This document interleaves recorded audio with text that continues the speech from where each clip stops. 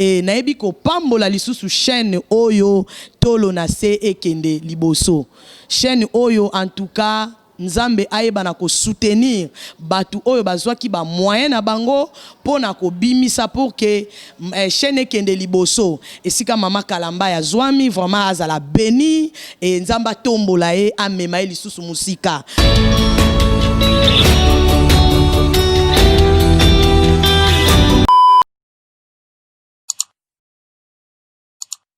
Bonjour, bonjour, cher Internet et Balanabiso Nyos, Balanabiso part dans le monde entier.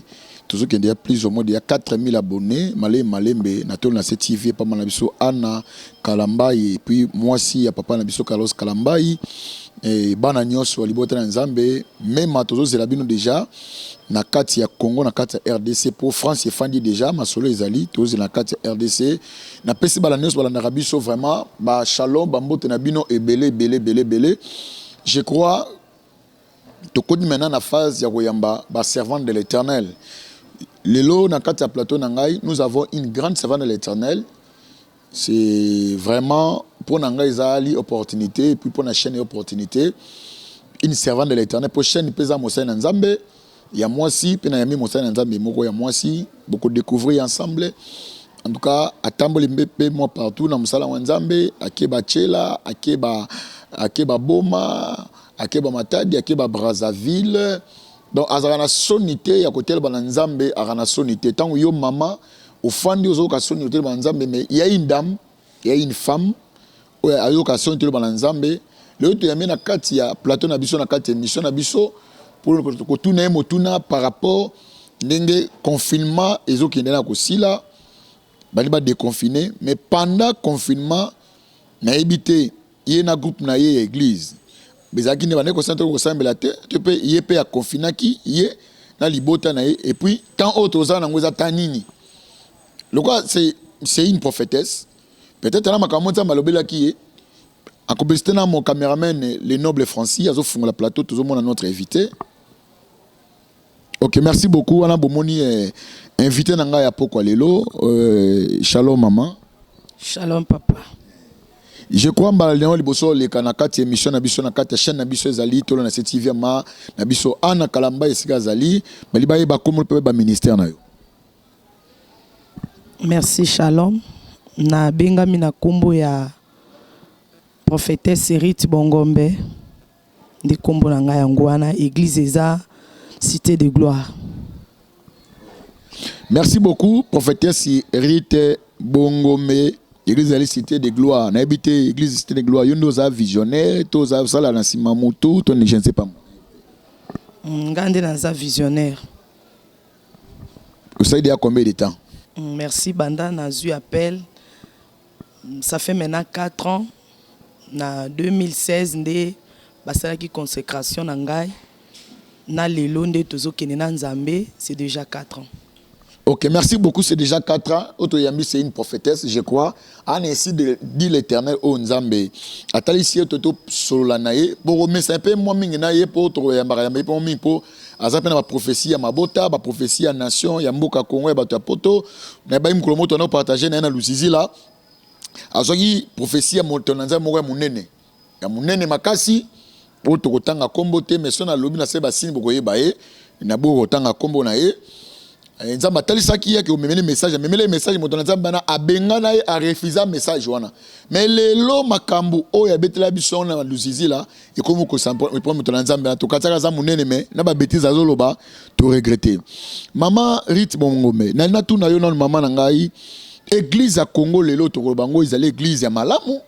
Église combien mabe auto ko mon église na habité église auto yeba ka église oh yango toza nango to église changer église ko changer te eza problème ya batu faut bazwa conscience nzambo to ndimela a changera te alobi aza lelo lobi pe libela na libela mutunda ko changer mais nzambe na biso wana auto yebi alola atikala jamais ko changer.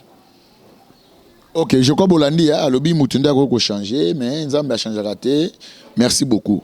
Toti ko le Canada confinement à na kati ya Congo et bato musu ba série ba passer ba bikana ba bonza na biki po bikana ba bonza ne ba kan confinement na moni yo pe na moni yo pe église pe kangama ki parce que bino ba passer bolia na mabonza a ba confiner ki bino se ke pe no se confiné na habité au passé tango ndenge ni na confinement oyo yo po comme un système batigo cash na ba orange. Merci pour la parole. Nzambe na biso yende liboso aza provision. Provision o ekaukaka te, provision pardon o esi la raté. Bible lobi na biso, confiez-vous à l'Éternel, vous réussira. Tout se confiant qui na Nzambe parce qu'abanda déjà kolobela biso, abanda kotalisa biso ke likambu moko événement moko ekozala étonnement awa. Étonnement na to banda ko comprendre te ezaki vraiment base nango ezaki nini. Mais tu ko comprendre que ezana batu oyo bazaki préparé na monde à molili pour na ko faire souffrir ba chrétien na ba chrétienne. Mais le quoi tozana nzambe même si ba kangi biso quelque part toye ba ke nzambe na biso akotika biso ata mokolo moko te atelemaka na ba nyonso balukaka ye na moment ya confinement tokosa ela tigo cash te nini te ezo dépendre na nzambe oyo yo ndimela e na batu oyo bazana yo tangu yazolia na ndaku na bipe mosala nzambe fasa ya nini il faut alia ezaka te yo faut leka na tigo cash yo tsala bolo ba non en tout cas wana na penser na ngote.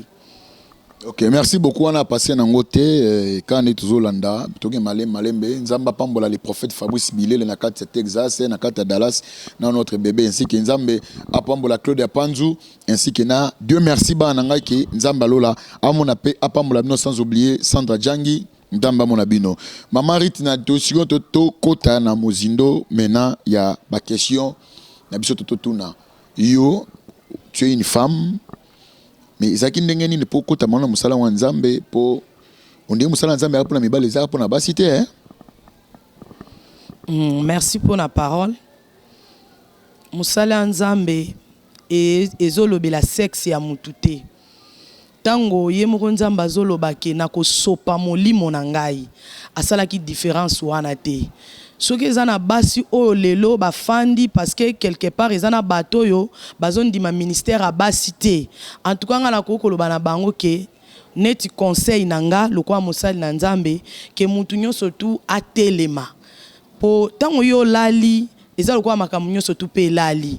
Tango yo za distrait eza lokwa makambo nyonso pe eza ya kokufa. Il faut to comprendre que o eza temps ya ko invoquer nzambe. Apesi biso verset o eza munena lobi na Jérémie 33:3 alobi to invoquer. Et par là tango tozo ko kota na mozindo tozo invoquer nzambe, nde tozo comprendre que nzambe asalaka na sexité. Nzamba zo sala selon mutu o ya lingi. Ndenge Bible lobi asopaka ngolu ne na bato ya lingi.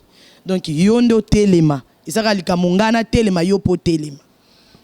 Donc on directement ba ke bato batemela ka mosa ko te ya te mosa ko se loko moko te mais obi ke na tango asuka nde nzamba lobi bongo bona bo mais ba lobi ke ba ligne parce que même na sacrificature ba ko mona mosi ya kotité mais tango yo ko ba ke nzamba bi telema bino botema nzamba ba na bino basi to ba bega bino biso mibali eza likambo ya moi cité mobalité mais ezali comme na zo répéter que conscience ya moto Bible lobby si moi qui vis ce n'est pas moi mais c'est Christ onda zo bika na kati na ngai.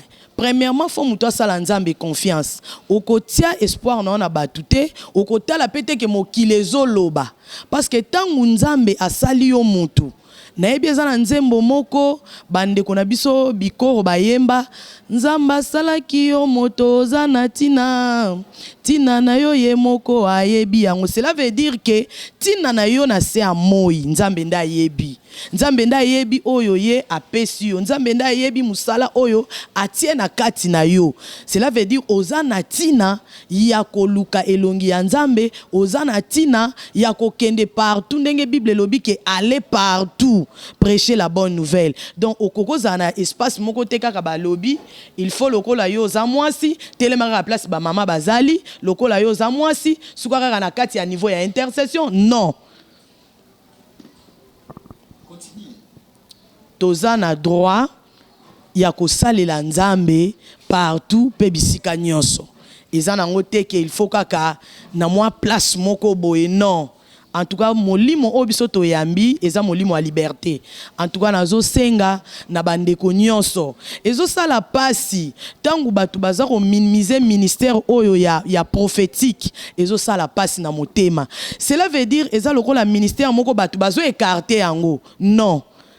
Lokola toza bana ya nzambe biso tout tozo croire que tozo ndimela Yesu Kristo oya fandi na trône na na lola. Cela veut dire toroki ko komi yo kama bete que ba prophète non exception ezali mutu mabe soki akoti déjà na place batu malamu bazali abebisaka na ye kaka mais yango te zoloba ke babanda ko condamner non tokoki kosalela yango bongo te tosalela nzambe oyo apesi mutu nyonso musala il faut ko soutenir ngana koki koloba na leki eza pe na makolo basala nzambe bele eza na basala nzambe mususu oyo en tout cas ba honora ministère oyo mais eza na basala nzambe mususu en tout cas te eza mwa pasi eza pasi na motema ko soutenir même okomona eza na place musu pona ko pesa yo même espace ya ki osala mosala nzambe bazo mo aneti ke ondiro kozala mbuma ya problème lobi tango nzamba ko tombola yo okokumba batu musu ko kena bango non eza bongo te sala mutu confiance ndenge nzambe apesa biso confiance non na makambo ya mikie poteur okena makambo ya minene. Merci beaucoup. Ok, merci. Je crois Bolanda, c'est une prophétesse Kaninga Zoloba, Nzamba Lola, Apambola, papa na mission Samolimo, Nabo Sainte, mon père spirituel que j'aime beaucoup, l'apôtre Israël, Julie Yaba, Nabo Sainte, Jean Pedro Maria, et Nabo Sainte, une fois, maman na linga na Kombo et maman Esther, babengi maman Sanjou, maman Malela, Nzamba Lola, Pambola Mingi, ainsi que Baba en habitation sur l'église, Nouvelle Alliance, na Kitambo wana, hôpital et pas, pasteur Trésongo, Mafaya, Ndamba Pambola Bino Makasi. Maman Rit, n'a toutes nos questions moko. Maintenant, pour la mambo église, babani baliba banako déconfiner les églises. Mais attitude nini oyo libota nzambe zali na ngoto ba confinaki. Bazali bozaki ndenge nini? Neti yo, na église na yo, bozaki ndenge nini?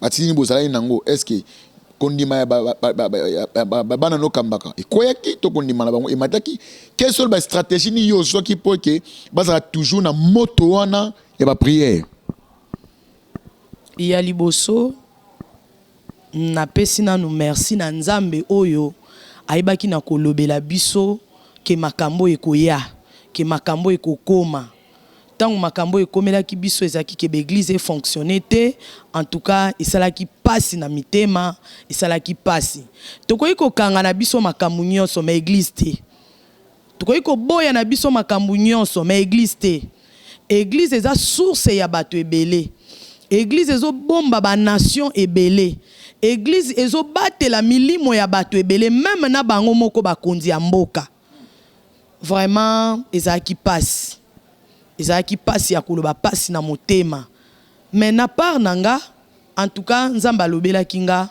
ke tokoyi kolala te tokoyi pe kokanga église te parce que église dans liboso eza motema nanga eloko biso to salaki ya ko sangisaka bana neti ngai pa nanga naza na Irebu numéro 10 na Kasavubu to bandai ko sala ti lelo tozo sambela na kati ya ndaku nanga moko na kati ya ndaku nanga moko ndenge balobai ke nombre ya 20 en tout cas tozai pe kolekisa te nombre ya 20 tozo sambela en tout cas ezo lekana nango bien et nzambe pe aza ko se révéler na ye na kati na biso c'est comme ça nde to passer vraiment moment ya confinement oyo na ndenge bazo kende pe ko déconfiner biso tozo croire que nzambe na biso aza na biso ensemble.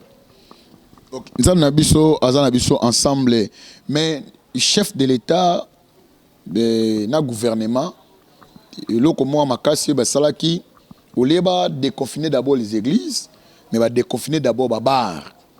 Dena yambaki de komoko abina ngalobi, biso l'église na biso fungwami, ba pasteur na biso ba DJ, ba protocole na biso ba serveuse ou ba serveur, biso moni ba protocole na bango, bino ba pasteur botuli. Parce que tout le chef de l'état zo ki mboka wa kenoti ko dédé mboko na nzambe. Mais église o esaki et ça qui musala munene ya kobone nza parce que soya na mboka o peneza épargner na makambo ya COVID-19 oyo poto tanga komona ngote COVID-19 oyo c'est d'abord c'est la RDC pour ça doit que nous pour nango bombo ya kaka pour la salité sur pour la salité je crois capitale est les plus sales du monde ils a Kinshasa Mais l'Éternel nous a sungi biso to bonela ki nzambe mamoleki. Au lieu d'abord ba déconfiner d'abord les églises, mais déconfiner d'abord eux zaki baba. Ezaki te wantu bala libanda musique pai na ebité. Tant yoka kita omone makamwana elekela ki ndenge nini. Ozana ba regret nango to zaki ndenge nini. Merci beaucoup. Na koikoloba boye na zwa ki vraiment passe na motema. Nga na fréquentaka mingi matonge kasavupu eloko ya liboso na monaki na victoire ekutela nga na victoire toutaki ville. En tout cas journée wana ezaki lokola fête moko boye mais ezaki koyebana te o bazo sepela eza ba chrétien en tout cas nazaki étonné na ebité mais na ko comprendre que bato yo ba melaka masanga makasi nde bazaki na sengo meza mawa soki mutu ba fongoli bar bakangi église eza lokola bana nzambe to combattre nzambe ye moko.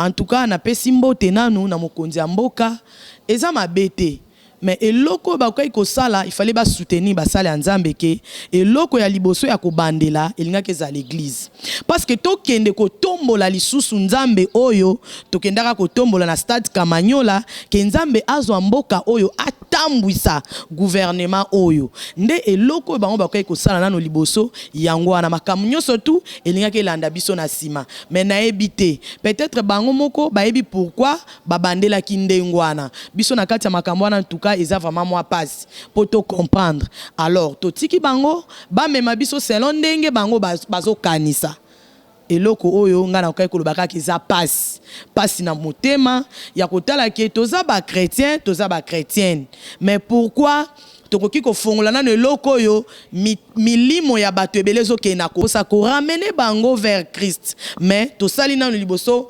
Au contraire, tozuina liboso bar efungwami église za na simame eza nango eloko te. Nzamba yebi pe pourquoi nyonso tu eleki ndengwana. Tokoki koloba te ke to condamner mokonzi ya mboka to boya ye non. En tout cas, ye moko ayebi nini oyo nzambe atie na motema e ye moko ayebi ndenge nini nzambe alingi akamba mboka oyo. Eza na problème moko te. Merci beaucoup, je crois. Merci beaucoup. Na maman, la prophétesse Rite, Nebozo Yoka, c'est une servante de l'Éternel. Et puis que moi, tu bénis mon thème, mais vous n'avez surtout na pote comme bêta. Numéro, bozo, numéro nae, azarane 24 que, ana secrétaire tena mutute rubengo yambaye. Donc, pour la conseil, ba couple nyonso, azawana, bomesane pe moi mingi, moi mi bomese, moi mi po, ba makabo izaka ne fo mena ebima. Presque dans le monde entier va bénéficier vraiment na yango na tout na yo motuna moko sous bino ba pasteur ba de convenir l'église parce que bino ba désordre boza kindumbe zakat na bino ba pasteur ba ko mona bino pe na ba pour ça d'autres pasteurs surtout afungola ba déconfiner ba kina ba ko mela masanga mais moi ba déconfiner d'abord bar na hôtel na ba boîte ba sur les 15 hours de ba biso pour na désordre pour il y a des hommes de Dieu dans tant comme on a bangote Otolandi bango partout na kata média moko alobi ke au gouvernement oya elekaki kuna ba ya maboko pete mais o maboko eza makasi mais mo mesanati ba tia bango so ba javel maboko ko pete ba pesa mbongo moto na nzambe munene makasi mususu abiono ba yambaki bango mais atikaka ya masuba na epo asuba mingi na palais présidentiel est-ce que ba homme de Dieu est-ce que sango akoba makambo wana to musulman ko makambo wana mais baby no soit des bozali bat na nzambe église de réveil mais bozo misaba biloko na pe na kati ya média alors tant gouvernement moi mo seki so tant gouvernement otala makambo wana yo katisa ko luka ke ba fungula na église tandis que bon na désordre. Merci pour na maloba eloko liboso na ko loba bayebaka mutu na bilembo ya makambo ya zosala et bayebaka mutu soki aza mosali ya nzambe na comportement na ye nde ekolakisa biso ke oui aza mosali ya nzambe bon na kati ya mosala nzambe lelo soki désordre ekoti tokoki koloba te ke batu nyonso baza basala nzambe faux non obe baza basala nzambe te non mutu mususu ezosenga azala nanu délivrer pour que musala oya zo sala bilembo nango emonana. Bongo soki mutu ye moko azana nous délivrer te partout ya koleka singa ya likambu na ye ekolanda ye partout. Tope mabe oya sali ekotika la simate ekolanda ye ndenge Bible elobi na biso que votre péché vous attiendra. Ezolanda bango partout pour te comprendre que mutu état d'âme na ye eza malamu te ezosenga nanu liboso aluka elongi ya Nzambe. Aluka nanu bokangola mi ya solo epa ya Nzambe e asambela. Est-ce que rekolanda maramba gouvernement? Non. Yo oza na kati ya gouvernement te, oza mosali ya Nzambe. Sala nanu oyo eza mosala ya Nzambe. Okoyi kosangisa makambo nyonso tu mbala moko te. Mosa est-ce que tokoki kozwa mutu ya gouvernement aya na kati ya mosala ya Nzambe? Eloko ni ya o comprendre? Non. À comprendre le côté. À au monde maram tozo ça les na sens te parce que eza domaine na yete. Azape appelé te. C'est ça. Ndenge moko pe mosali ya Nzambe akoki kokende kokota na kati ya makambu oyo eza ya batu ya nini te. Il faut to soutenir mokonzi ya mboka, to soutenir maman bango somi balé to soutenir bango pour que makambu ya mboka na biso ekende liboso. Mais toza na pona critique te et loko ya liboso biso to la tezana nous prière. Nzambe aya a soutenir mboka oyo. Soki Nzambe a soutenir ki mboka oyo te metozo loba ndenge to mona ki ba mort ebele na ba mboka ya batu mususu. Eliko loba te ke batu na ba yebi Nzambe te ba yebi Nzambe. Bible oyo to kai ko s'attendre nango te. Même na monde mon batu ebele ba bandai ko zela te ke Congo e ko bima na nombre oyo ya ba ventir.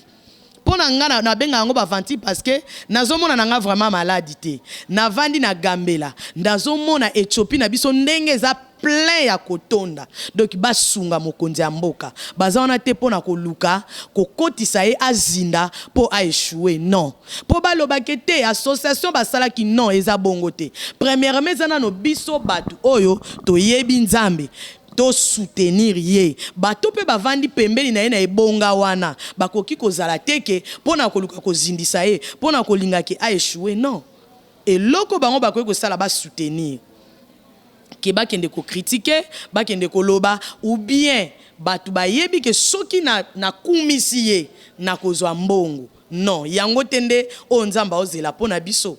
Soki Nzamba lobi apesa yo okoko lala na butu olamuki o comprendre to Nzamba visiter yo. Nzamba visitera bato na bandenge na ye. Mais ezate qu'il faut nazala adorateur ya mokonzi ya mboka na banda ko kumisa batu moko boy. Non, soutenir bango na liboso. Même na kati ya chambre na yo oko comprendre te na circonstance moko boy Nzamba ko sala ke yo na mutu wana bokutana. Eza na batu ebele onga na kutana na bango na força te. Na luka pete ke relation wana na zwango na makasi. Au moins na satanda ki même pas. Nzamba za juste pour na bato baza juste et Nzamba za fidèle pour na bato baza fidèle. Wow. Ok, merci beaucoup. Je crois que comme presque vraiment na souka ya notre émission lelo, tu rejoins na deuxième version ya Matéa.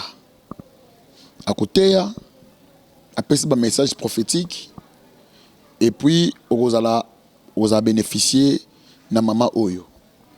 Tu lis juste au pesa numéro na yo numéro na contact je crois ba tu benezo après ça numéro maman prophétesse wana. Numéro na yo za la WhatsApp ils a mis et puis au PC juste le numéro na yo kaka ya WhatsApp ba bazana problème ba benga yo et puis tu tikele au micro pour osambela pour la chaîne comme na ngotolo na CTV ya mama Ana Kalambai o ba loba moko pour la chaîne oyo. Merci. Na pesi mbote na bana nyonso ya cité de gloire esika bazali na musika na pesi vraiment mbote ba o baza na États-Unis na pesi mbote na Sœur Jackie na mobali na ye Keana esika baza na pesi bango mbote ba o baza na France naza na muninga nanga Lito naza na papa Flavien naza na papa fils Luambo en tout cas na pesi mbote na ba nyonso ba yebi mama Rite Bongombe lelo batu bazo ko zana mwa confusion mama Rite non kombo oyo famille eyebi eza mama Nadine Bongombe pona batu babunga te vraiment yango wana kombo ya mama Rite eza kombo o Nzambe abenga kingai na wakati ya musala na ye apesa na pesi mbote e nayebi ko pambola lisusu chaîne oyo tolo na se ekende liboso chaîne oyo en tout cas Nzambe ayeba na ko soutenir batu oyo bazwaki ba moyen na bango pona ko bimisa pour que chaîne ekende liboso esika mama Kalamba ya zwami vraiment azala béni et Nzamba tombola e amema lisusu musika Nzamba kotisa na ba relation oyo asatandaki nango te nayebi ke Nzambe akotaka makambu oyo meme ba bengi ete ngana bengi ndenga lobi na biso na Jérémie 33:3 et Nzambe afongola chaîne oyo ekende partout na mokili mobimba na bipai nyonso et numéro na ngai ezali 085 015 94 06 085 015 94 06 et nazobondela pona bana nyonso ya Nzambe mabota nyonso na 5 continents libondeli nange zake esika nyonso Satana a préparaki kufa a préparaki ke mabe ekota na kombo ya Yesu Kristo ya Nazareth na bebisi ba force nyonso ya monda molili na ebi ko kweisa nyonso o Satana zo luka ko bongisa to ko préparer ba makambu mususu ya mabe po eya lisusu ekota na mboka na biso to boyango bisika nyonso monde ténèbres ba se réunir Nzambe alola biso to telemisio